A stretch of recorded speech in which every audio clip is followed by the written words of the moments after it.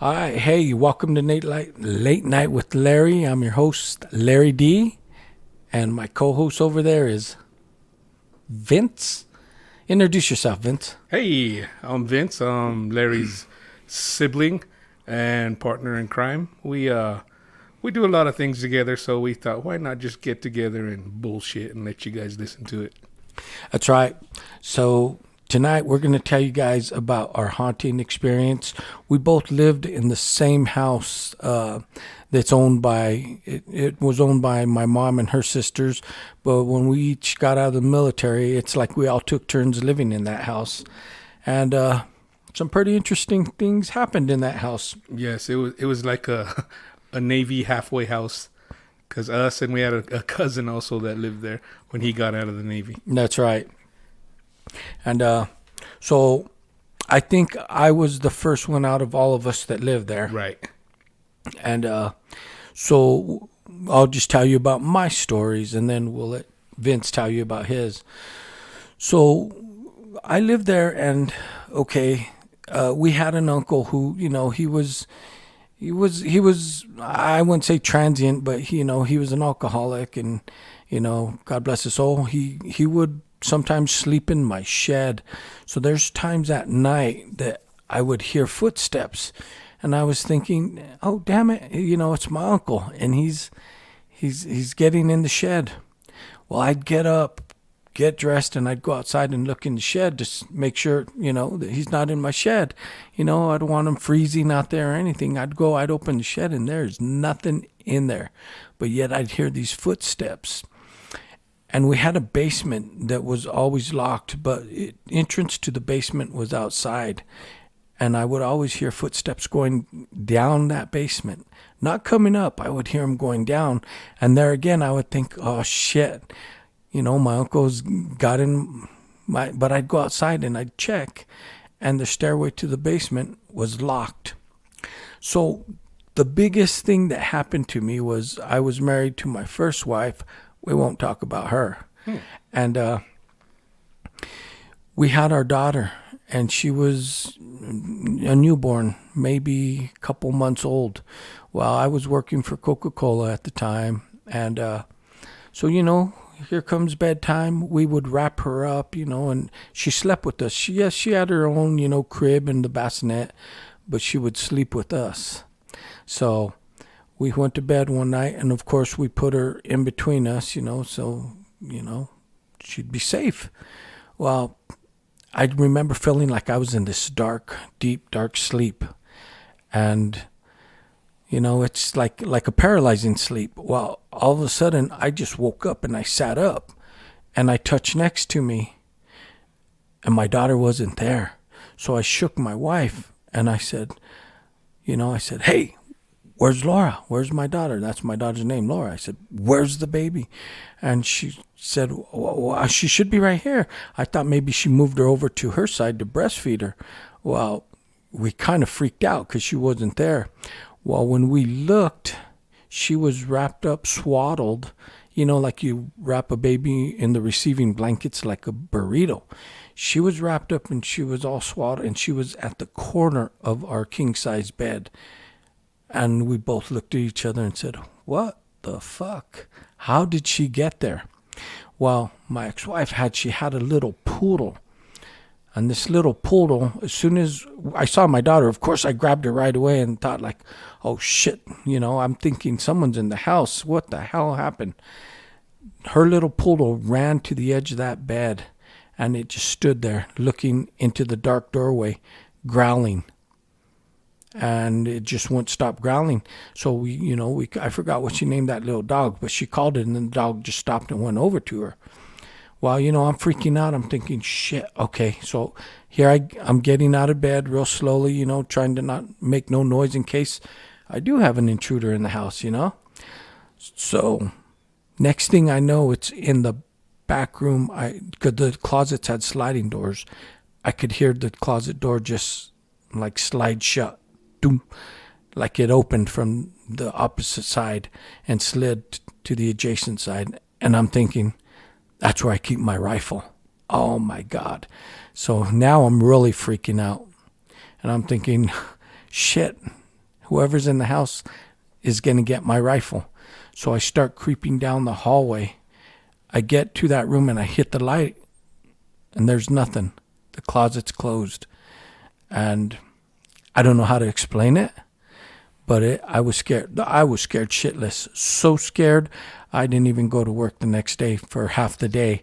I was trying to make heads or tails of what just happened. I didn't know how to explain it. I don't know what to say, what it was about, but it was scary. It scared the shit out of me. And what scared me the most is, how do you explain you putting your daughter to bed with you and you waking up and you find her swaddled, wrapped in a blanket at the opposite end of the bed? I can't explain that. To this day, I can't. And that's the worst thing that's ever happened to me in that house.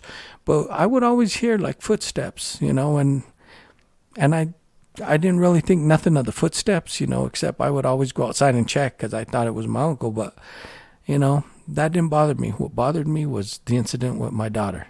That scared the shit out of me. And shortly after that, we moved out. Right. Yeah, so that's my encounter in that house. Now, my brother Vince, he may have more for you. Right. Yeah, and just a little background on the house.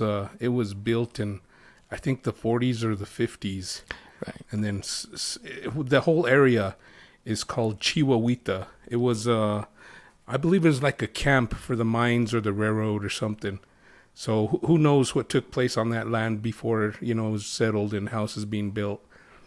But our grandparents bought that house from the original owner. And that's how we came into it. When our grandparents passed, our mother and our aunt inherited it, so we would rent it from them. And eventually, when I got out of the military, I bought it from them, and that's why I lived there the longest. And I guess we started hearing things right from the get-go. It was nothing major. But, before I proceed, I think I'm going to need a little drink. Oh, there you go. Just because it gets me through. Oh, and I see tonight we're not drinking Coors Light. We're drinking Truly. Truly, yes. I'm a big fan of Coors Light, but I just saw this pineapple hard seltzer, so I thought I'd give it a whirl. Yes. Indulge your audience on Truly hard seltzer. Yes, it's good. I'm tired. But anyway, we moved in, and it started with... now, you said you heard footsteps outside. I guess it went to another level with us because the footsteps were inside down our hallway. And at first, it would scare my kids because my kids were small. And, I would hear it too. And they'd come home from school and be doing their homework, whatever, and they'd hear the footsteps and they'd freak out. And it went on for quite some time. And then eventually, different things started happening.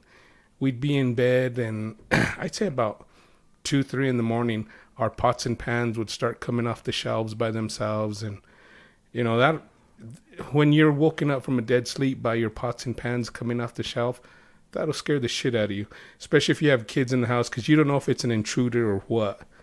But, I'd always go check it out, and nothing. Nobody there. Kids still asleep. One morning, I got up for work. I was also a vendor, so I would leave the house pretty early.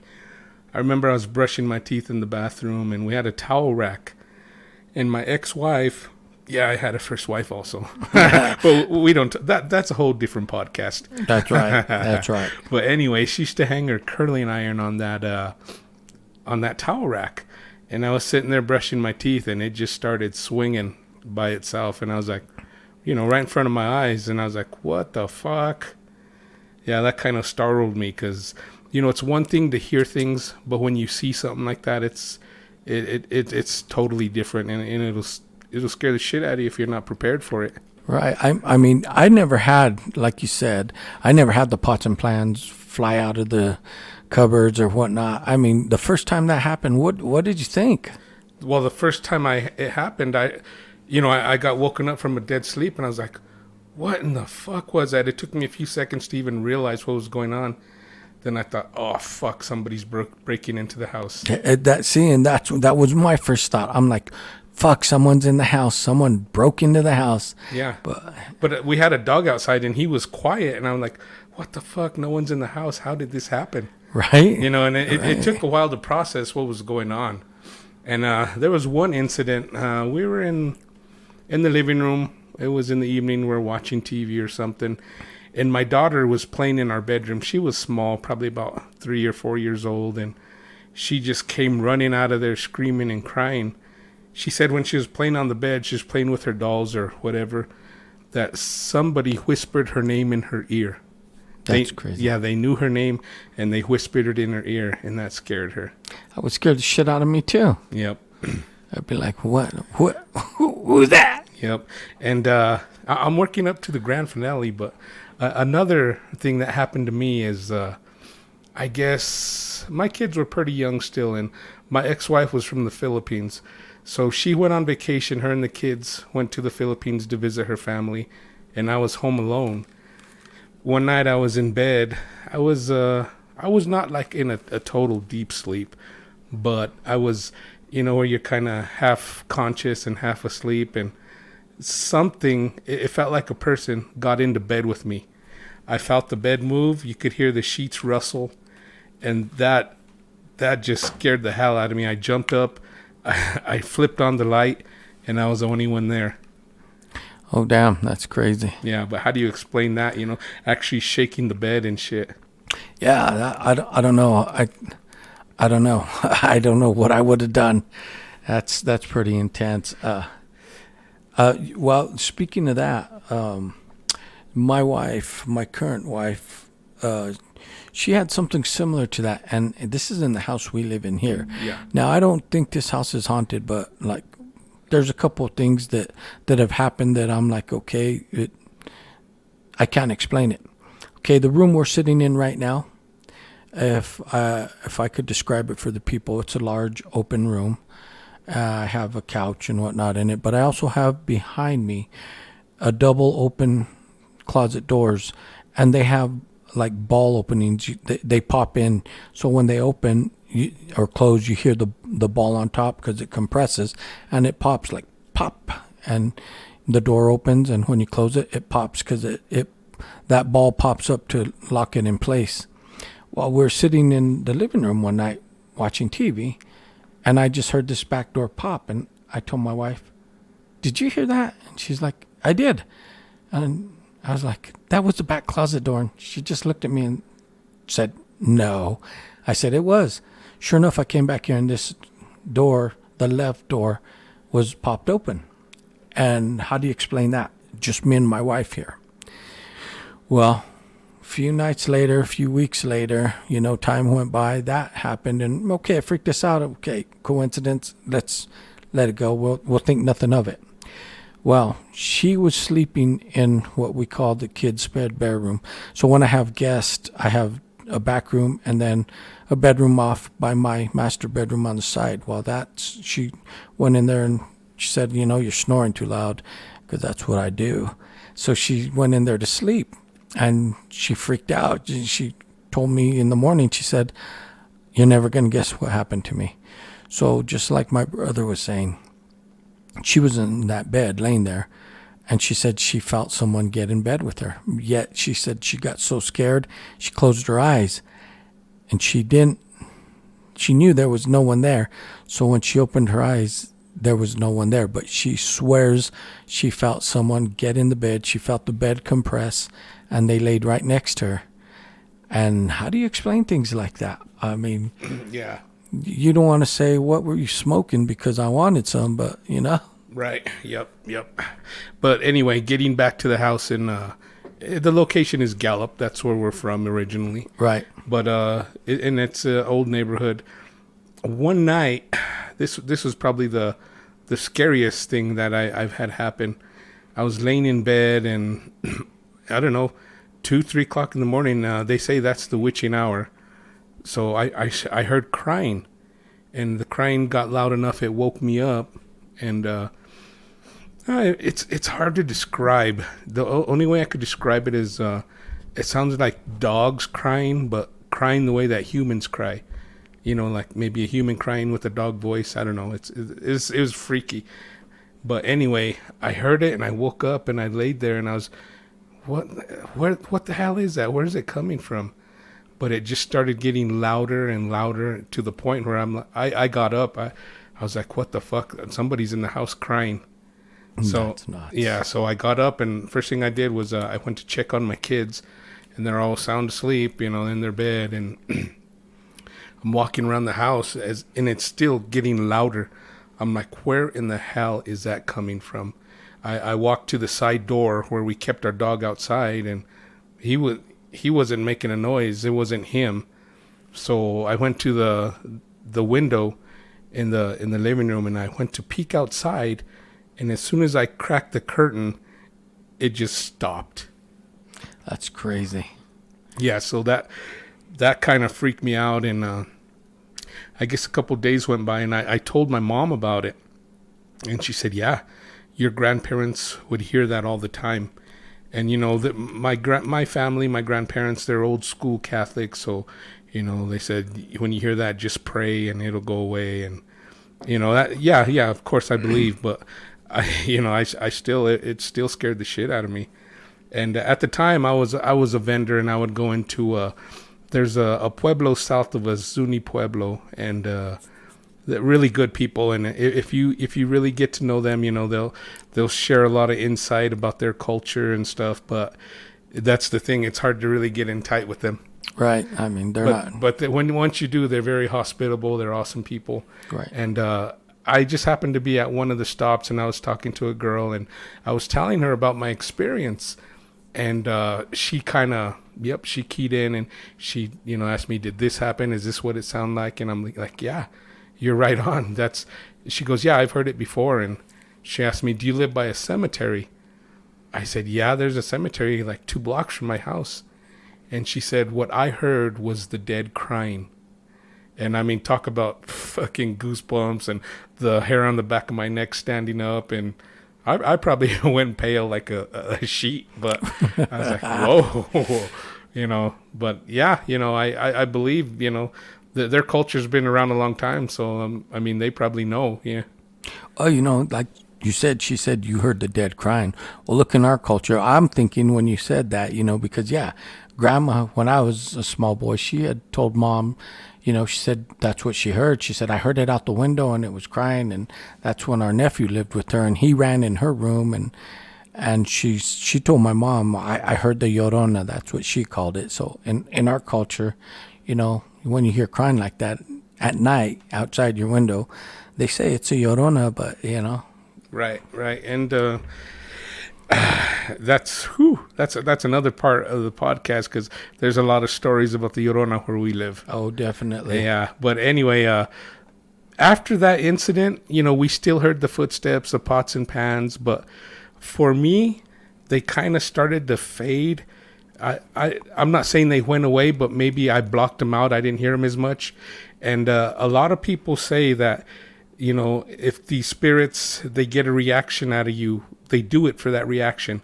Right. But once you stop reacting, I guess they give up on you and don't bug you. Right. But yeah, my kids continued to hear it until the day we moved out. And we relocated to Albuquerque. And we live, I don't know if any of you are familiar with the news story where they found in a new development all those dead girls. Yeah, I think it was seven bodies buried out there. Or more, yeah. They were prostitutes from the 70s. Right, and yeah. they still don't know who did it. No. But anyway, where I live now is close, really close to there. And my daughter, my sister thinks that she's like a sensitive, because she could see things. And when we moved in that house, she would see things. So I don't know if it's connected there. Who knows? We're in the Southwest. Who knows who's buried where or what's going on? Right. I mean, there's Indian burial grounds all over, Right. And I'm sure they've built many houses on probably graves that were just unmarked. Right. And like I said, I'm in the next subdivision, and I mean, I'm a rock's throw from when they found those girls. Yeah. So who knows? They didn't build right over something else they didn't find. That's exactly right. I mean, they stumbled upon those bodies. So you're right. Who knows what other bodies could have been out there? Yeah, and I don't know if you believe in like attachment, like people get attached to objects. But when I moved to Albuquerque, it was after my divorce, and me and my kids, we wanted a fresh start over. So we basically left with the clothes on our back. And when I got there, I bought my kids, all new furniture, all whatever they needed. But I bought myself a used bed. I found it on Craigslist. It was really nice. It was a big king size bed. It had like the big wooden posts that looked like chess pieces. It was a nice bed. It had a Sleep Number mattress, and I couldn't believe the dude only wanted like $100 for it. It's because you didn't see all those stains on it. Well, once I got it home, I unpacked it, and there's a like a cover, the mattress, and it was stained red, and I didn't think nothing of it, so I washed it, I scrubbed it. I could never get the stains out, and I thought, well, it'll be under the sheets anyway, no big deal. Right. But once I took that that bed home, my daughter started seeing things, and when she would come into my room, she would always close my closet door. I have a walk-in closet, and I asked her, why do you do that? She said, because there's an old lady standing in the closet just staring at you. Oh, man. Yeah, and one night, we have an upstairs loft right outside my bedroom. My daughter was in there watching TV, and, she's a teenager, and she texts me. She said, Dad, I think I'm freaking out because there's a little girl in here just watching me. Wow. Yeah. Well, on the subject of little girls, my current wife, she worked at a facility here in Albuquerque. I'm not going to say what facility, but supposedly the facility was haunted by a little girl. Many of the people that were there would call out to him and say, hey, there's a little girl walking around, and a lot of people seen it. And my wife was like, yeah, right. And they would tell her there's a little girl walking around, and they would tell her how she's dressed. Well, one night my wife was doing her graveyard shift, and she was taking the stairs up to the second floor. Well, when she got to the second floor and walked through the door, she said she turned and looked down the hall, and she saw the little girl, and she was like, oh my God, there she is. But she had her back toward her. And she said once she turned around, her eyes were totally black. And she was like, oh my God, it's like a demon, And then she just disappeared, went her way. And she told me that, and I would take her dinner late at night, every night, and I'd sit there because I wanted to see this for myself. Was stupidity, craziness, or just brave? You pick. But I wanted to see it, but probably because I wanted to see it, I never did. But she did see it. And she was telling me that one of her coworkers, they did their graveyard shift, and her coworkers lived like 20 minutes away. When she got home, she told my wife the next day at work, she'll say, you'll never guess who I saw at my house. Well, she was home doing her things, and she saw the little girl in her house. So that goes attachment. Yes. Does it happen? Possibly. Yes, I believe it does. And I'm into like the paranormal shows, and I know some of them you got to take with a grain of salt, and some of them are just ridiculous. But some of them have some really good, some compelling evidence that, it may not sway you, but it'll sure make you think about it. Yeah, it will. Yeah, there's some interesting stories out there, some crazy shit that happens. Yeah, and, I don't know if I'm a magnet for just crazy shit, because a lot of people have never had a paranormal encounter or any of that stuff. And, man, I can't tell you how many I've had. One of my very first ones was when I was in high school. Right outside Gallup, there's an old Army base. It's called Fort Wingate. And they had an old Army barracks and stuff. And it's all fenced off. It's condemned. It's, I don't know, I guess from the cavalry days. But I heard stories from my friends that lived out there. They said sometimes at night at the old graveyard, you could see the cavalry guys riding their horses around. So, we went out there. It was a group of friends. We were in high school. We were tough. We were invincible. We all had our BB guns and BB guns. But anyway, we got into the fence and we went into that barracks, and it was, we were all making a ruckus. So if something happened, we wouldn't have heard it anyway. And we looked around it. It was that I seen why they condemned it. It was falling apart. So we left. The next night, it was me, one of my friends, and his girlfriend. I remember we drove out there and we parked right in front. They had the big wooden porch in the front, and we sat there. We rolled down the windows. We turned off the car. We're just sitting there chatting, not really expecting anything. And then we hear these footsteps. It's like, like cowboy boots or maybe military boots on wood. Right. And they walked the whole length of that porch right up to the car. And we were freaking out because he couldn't get the car started. It was like a damn scary movie, You're like, shit, we are living the scary movie. Yeah, but we got out of there, and that was the last time I went back to that place. That definitely would have been the last time I was there too. But yeah, I don't know if you're a magnet for it. Like I said, in the house, I can't explain what happened to me when I lived there, but I was definitely scary. I mean, I can't explain it. I can't explain how my daughter got to the edge of the bed. To this day, 30 years later, 29 years later, my daughter's 29, I can't explain how that shit happened. Right. I just can't. And I don't think I ever will. I don't. Yep. There's so much that is unexplained that we just don't understand. Right. And it's hard to say, but, Yeah. there's stories out there. There's eyewitnesses, Yes. I know people see orbs, and I've seen orbs, but I didn't take them as ghosts. Well, how about these orbs that we saw outside our mom's house she has a Ring camera, the doorbell. Oh, yeah. Those were some of the best video of orbs I've ever seen. Right. And some people are saying, well, it could have been bugs and the light reflecting off them. No, I don't think so. if you see these, the ones you see on TV, you think, maybe it's a dust or whatever, but these are clear as day, aren't they? Yeah, and it's crazy how it just came out of the wall. Right. Maybe if we get a website set up someday, we could post some of this stuff. Right. Yeah. No. And maybe you guys could post some of your stuff. Right. And, but we want to post our stuff and you could tell us what you think. Yeah, and that's usually how you do it. And of course you're going to get people say, with technology, they're going to say, they're looking for attention. They did this. It's staged, or they use Photoshop or whatnot. Right. But and trust me, a technology geek I am not. I have to have my kids show me how to use my phone. Right.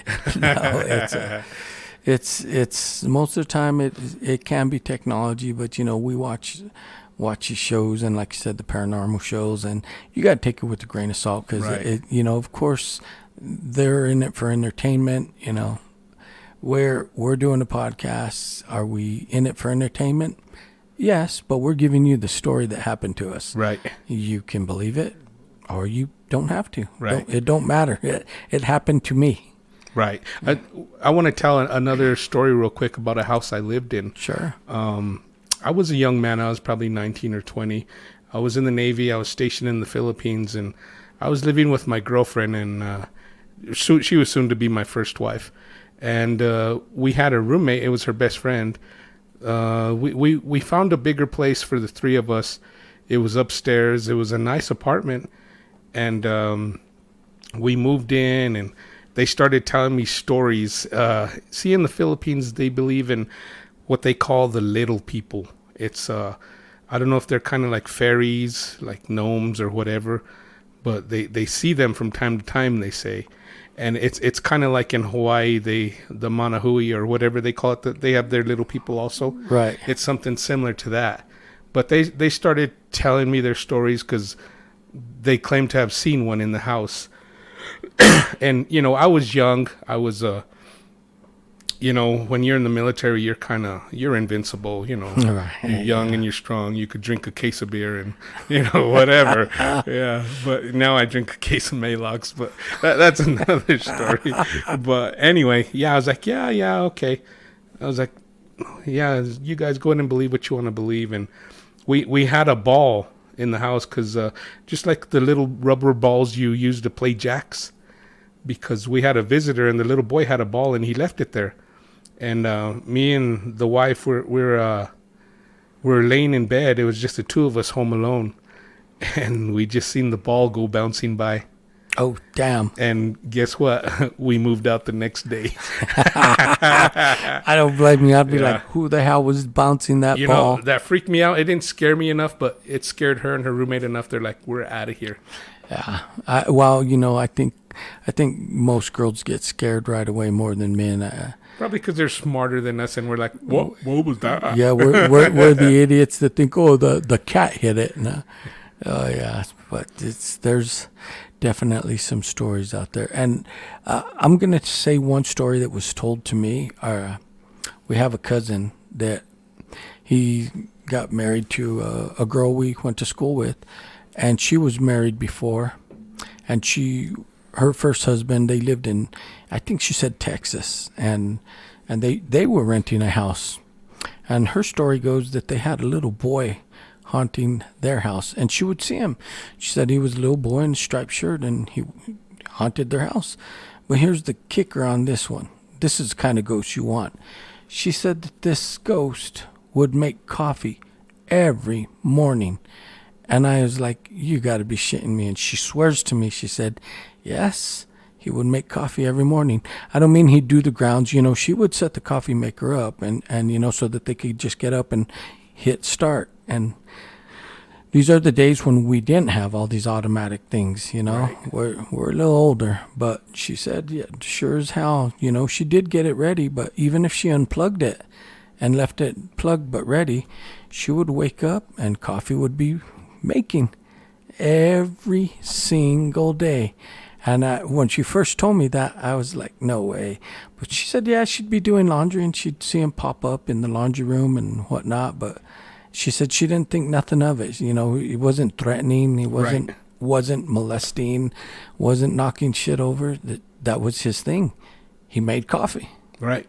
And the way I see it is, if it's not malicious, not out to hurt you, or not really trying to scare you, I mean, no big deal.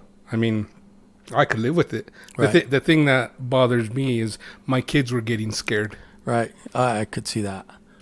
Yeah, but yeah, that's crazy. I could definitely use someone to make coffee for me. Right. I did. I called her bluff, and she's like, I don't care if you believe me or not, but that's what would happen. Yeah. And I when I hear stories like that, I listen a little more. Well, what's the word I'm looking for? I believe more. I'm not as skeptical right. because of the experiences I've had. You don't dismiss the story immediately. Right. Well, no, and I mean, I don't either because I had my own experiences, What, if I call you a liar and I tell you my story, you're going to say, oh, now who's the liar? Right. Yeah. And where I work in an industry. We work way out in the boonies here in New Mexico. We're out in the hills all by ourselves, and oh man, I've seen stuff. People have seen stuff. There's crazy stories.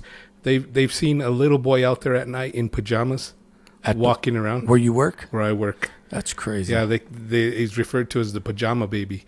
They'll see him pop up, and they've seen like strange lights. Right. I don't know if it's paranormal or UFO or what, but I've seen the lights myself.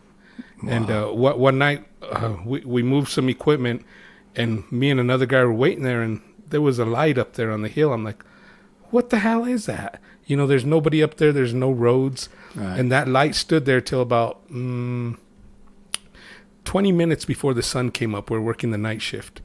And that light, I said, look at that light. And it just faded. It just faded away.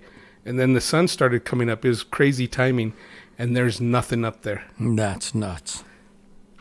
Well, I work in a building downtown. And I've been told some stories that, there's some entities in our building. A few of the girls that would work a little later in the evening would say they would feel their hair moved or something brush against them, and they turn around and there's nothing there. Right. And there's multiple stories in this building, and but it was predominantly down by the basement where they would have these encounters. But I believe there's a lot of things out there that we just don't know about, or we don't see. But Right. And I mean, just because there's no scientific explanation don't mean it's not real. Science ain't gonna explain everything. Right. It just isn't.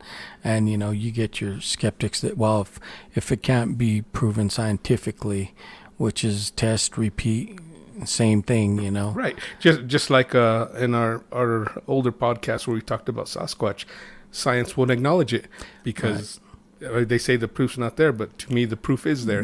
The proof is there. It definitely is there. And science ain't there because I think these creatures that live out in that environment, they're just way smarter than us. When it comes to that game, that playing field, they got us beat. Right.